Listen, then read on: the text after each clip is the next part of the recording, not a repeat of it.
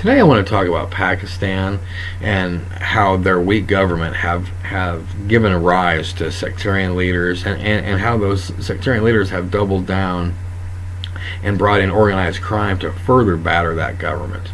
Pakistan is a state with 196 million Muslim people. Their population is larger than that of populations of Iran, Egypt, and Saudi Arabia combined. They have one of the world's fastest birth rates, and they have the world's fastest growing nuclear arsenals. Pakistan is consistently competing with its neighbor India. Additionally, Pakistan's democracy is quite weak and has been challenged by extended periods of military rule.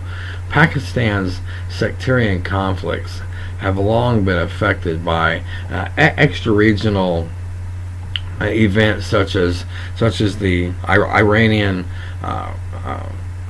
Revolution, the Iran-Iraq War, and the anti-Soviet jihad in Afghanistan.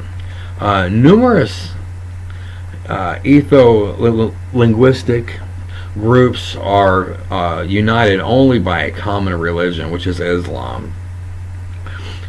There are strong sectarian movements in the southwest province of Balochistan that creates that threatens more instability. Pakistan's position has long been of strategic importance in a very unstable region.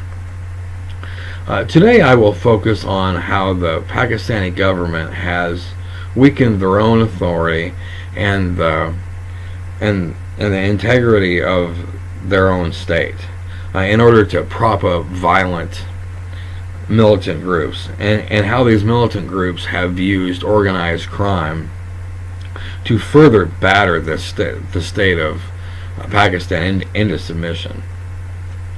The country has a large underground economy, which gives some financial stability, but also provides an ideal space for the privatization of violence, which is destabilizing to really any government. In a strong government, law enforcement and the military have exclusive grasp on these ways of imposing legally sanctioned violence against its own people. This is called a monopoly of violence. This is a sign of a healthy government that is enabled to have institutions that they can fully back, and they can support their own laws that they have legislated. Sectarian violence and official uncertainty towards fighting it are perhaps the most observable signs of a weak state in Pakistan. Pakistan's powerful army and its powerful intelligence services have been accused of institutionalizing jihadist groups as a tool to project power to India, to Afghanistan, and to fight the narrative of a converting of Pakistan into like a renter state whose cooperation with the West counterterrorism efforts come at a steep financial price, and they're just indebted for years.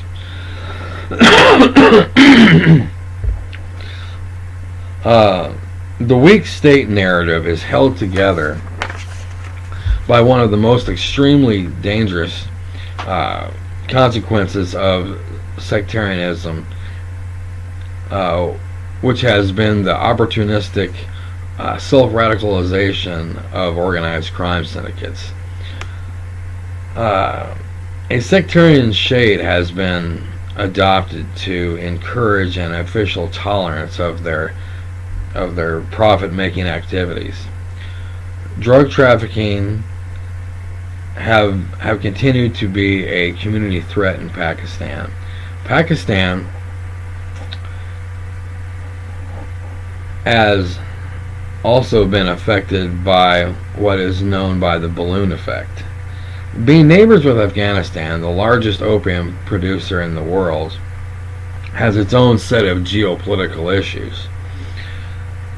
If drug production reduces in Afghanistan, the impact of continued demand eventually ensures that greater production occurs in a neighboring area, which would be Pakistan. Thus, the impact of the balloon effect on Pakistan has forced Pakistani opium outputs up considerably due to a theoretical decrease in production of opium in Afghanistan.